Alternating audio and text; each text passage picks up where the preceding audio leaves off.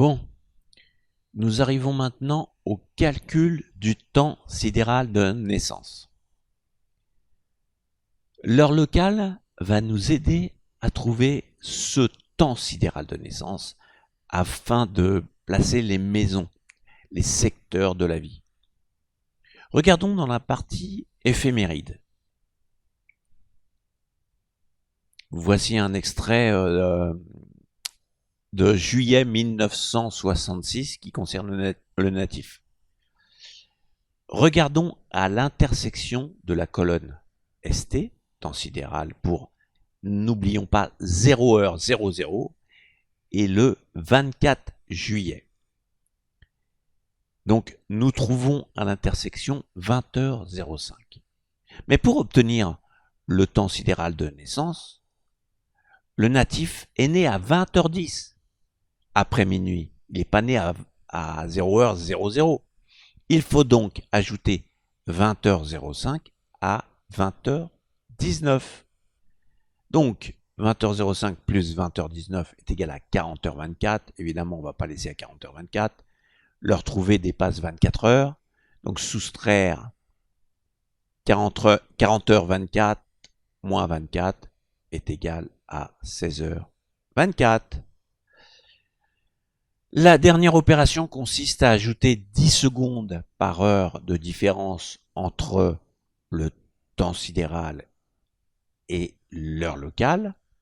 Un exemple, pour une naissance à 2 heures du matin et un temps sidéral donné pour minuit, ajouter 20 secondes. Voilà, 10 secondes par heure. Cette opération trouve une explication très simple. La Terre fait une rotation complète sur elle-même en 23h56 environ. Imaginons donc une révolution complète du méridien de votre lieu de naissance en prenant le Soleil comme point de repère.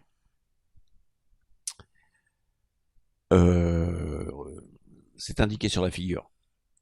Votre méridien va donc revenir à la même position en 23h56.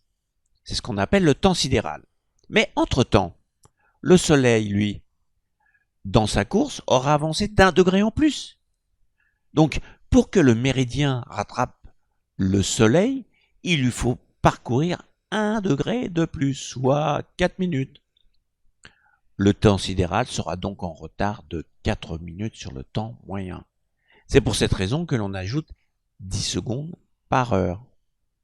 10 fois 24 heures est égal à 240 secondes en une journée, ce qui est égal à 4 minutes. Le temps approximatif mis par le Soleil pour parcourir 1 degré. Il faut donc 24 heures, 23h56 plus 4 minutes, pour que le Soleil revienne à la même place sur votre lieu d'observation, ce qui s'appelle le temps solaire.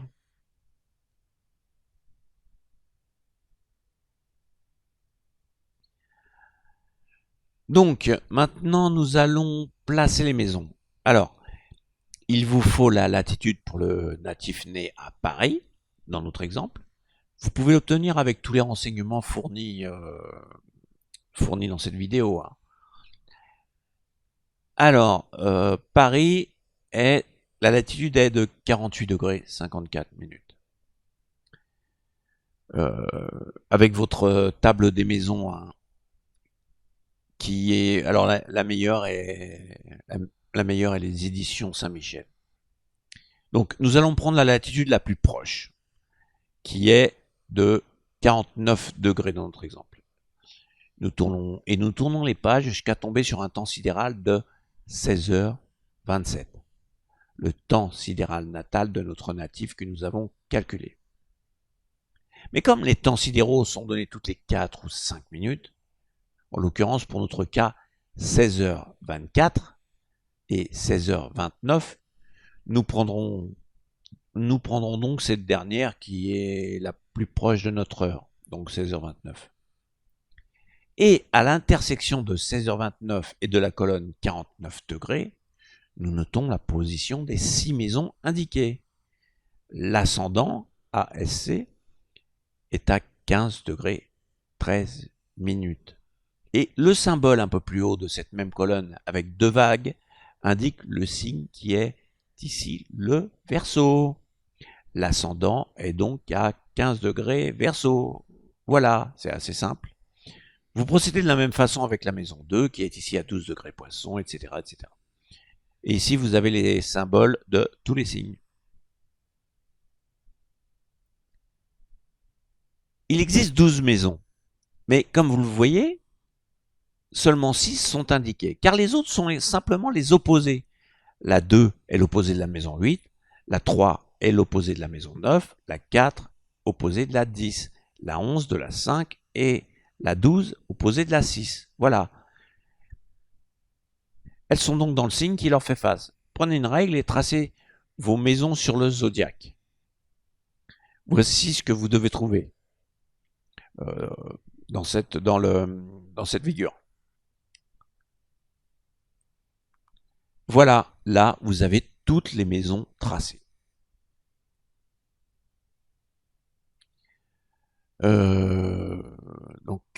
Alors maintenant, il reste bien sûr à placer les planètes. Les positions des planètes se trouvent dans les éphémérides. Et le symbole de chaque planète est sur cette figure. En suivant la ligne du 24 juillet, vous trouverez dans les colonnes correspondantes la position en degrés des planètes, ainsi que le signe dans lequel elles se trouvent. Le seul problème est que la position des planètes est aussi donnée pour 0h00 heure de Greenwich, et que le natif est né à 20h10, TU. Donc 20h10 après 0h. Donc certaines planètes ont donc nettement avancé depuis. De Pluton à Jupiter, les planètes lentes, vous remarquerez qu'elles ne bougent pas beaucoup. Vous pouvez prendre leur position pour le 25 juillet, c'est pas très grave. En revanche, de Mars à Mercure, vous pouvez faire une interpolation, à vue d'œil en enlevant ou rajoutant quelques minutes à la planète. Ah. Mais attention, dans certaines colonnes, vous remarquerez un R. Cela signifie que la planète est rétrograde, c'est-à-dire que vu de la Terre, c'est un mouvement apparent. Elle recule, mais c'est une illusion, juste une illusion. Et quand il y a un D, la planète redevient directe. Par exemple, la position de la Lune le 24 juillet est de 20 degrés 25 minutes, en arrondissant dans le signe de la Balance. Le 25, elle est de 4 degrés 16 minutes Scorpion. La Lune en revanche, bouge beaucoup, donc il faut absolument bien la calculer. Comme il y a 30 degrés dans un signe, nous procédons à la soustraction. 30 degrés moins 20 degrés 25 minutes est égal à 9 degrés 35 minutes. Il reste à ajouter les 4 degrés 16 minutes qu'elle aura parcouru dans le Scorpion. Et nous savons que la Lune a parcouru en une journée 13 degrés 51 minutes. Il nous reste à savoir par une simple règle de 3 qu'on a tous appris à l'école combien elle a parcouru en 20 heures. 13 degrés 51 minutes divisé par 24 multiplié par 20 est égal à 11 degrés 32 minutes. Que l'on ajoute à la position d'origine, 20 degrés 25 minutes, plus 11 degrés 32 minutes est égal à 31 degrés 57 minutes. Soit en arrondissant, puisque le natif est né 10 minutes après, 32 degrés. Soit 32 degrés, évidemment, ça dépasse la balance, ça dépasse le 30 degrés de la balance, donc 2 degrés Scorpion, qui est le signe suivant. Or, je vous conseille de le faire uniquement pour le Soleil, la Lune, Mercure et Vénus. Pour les autres planètes, vous pouvez interpeller à vue d'œil. Ensuite, vous placez les planètes à l'extérieur du zodiaque, sur la carte du ciel, avec le symbole correspondant. Voilà, voilà, voilà.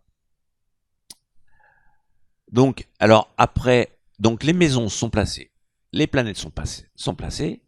Maintenant, il va falloir détecter les écarts angulaires entre planètes. Alors, chaque planète sur le cercle du zodiaque peut avoir un écart angulaire avec d'autres planètes ou des angles. Ces écarts angulaires sont appelés aspects. Un exemple, le Soleil à 20 degrés Bélier tandis que Mars se trouve à 20 degrés Gémeaux. Entre les deux, nous avons le signe du Taureau, qui vaut 30 degrés. Plus les 10 degrés du Bélier, plus les 20 degrés pour aller jusqu'à Mars. Nous avons donc 60 degrés entre les deux planètes. Il s'agit d'un sextile. C'est un aspect réputé bénéfique, même si ce terme est très vieillot. Hein. Alors, comme je vous le montre sur la figure, reliez-les par un trait bleu à l'intérieur du zodiaque, hein, les traits. Si vous reliez deux planètes par un aspect que l'on considère comme néfaste, mais ce n'est pas du tout vrai, c'est des anciens termes que certains astrologues utilisent encore, enfin bref.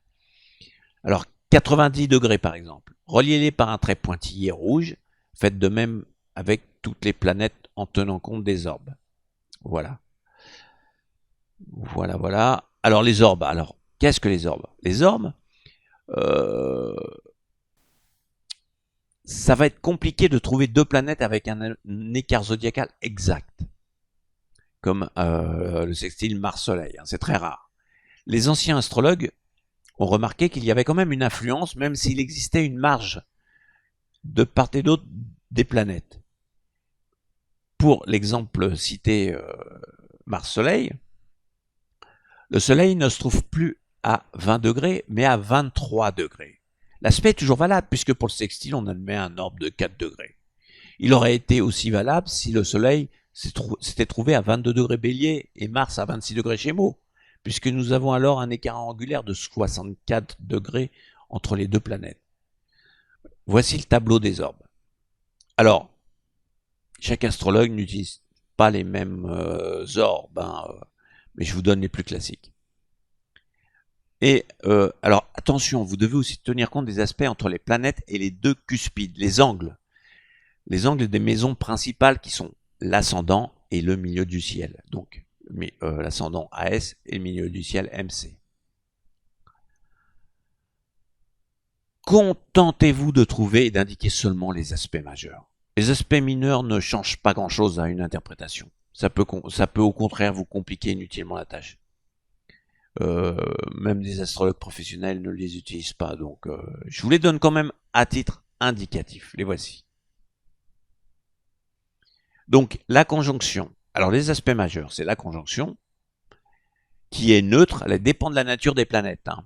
Une conjonction peut avoir un aspect difficile, voilà, comme